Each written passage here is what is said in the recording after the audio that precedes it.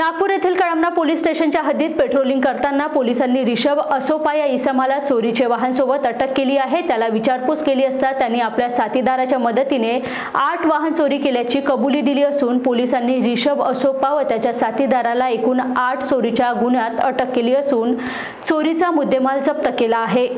आमचे डीव्ही पथकाचे in charge API Shashikant Musale त्यांच्यासोबत एएसआय बाळा साकोरे, विशाल अंकलवार, विशाल भैसारे, वसीम देसाई, ललित शेंडे आणि अविनाश चव्हाण यांच्या पथकाने ही कामगिरी केलेली आहे। पेट्रोलिंग दरम्यान त्यांना एक संशयित वाहन मिळून आलं होतं।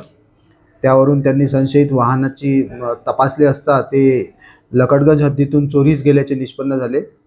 त्यावरून त्यांनी अधिक तपास केला असता त्यांनी आरोपी ऋषभ असोपा लकडगंजच्या हद्दीत राहणार आहे तसेच देवेंद्र दुबेले या दोघांना ताब्यात घेतलं आणि त्यांचे अटक करून त्यांना अधिक विचारपूस केली असता एकूण 8 नागपूर शहरात विविध पोलीस स्टेशनला दाखल असलेले एकूण 8 गुन्हे उघडकीस आलेले आहेत। त्यापैकी कळमना पोलीस स्टेशनचे 3 गुन्हे दुचाकीचे उघडकीस आलेले आहे। एक जरीपटका पोलीस स्टेशनचा, एक लकडगंज पोलीस स्टेशन, एक पारडी पोलीस स्टेशन, एक नंदनवन पोलीस स्टेशन असे एकूण 8 गुन्हे उघडकीस आलेले आहे। एकूण 2,48,000च्या मोपेड गाडी आणि एक स्प्लेंडर गाडी अशा विविध कंपनीच्या दुचाक्या जप्त करण्यात आलेल्या आहेत।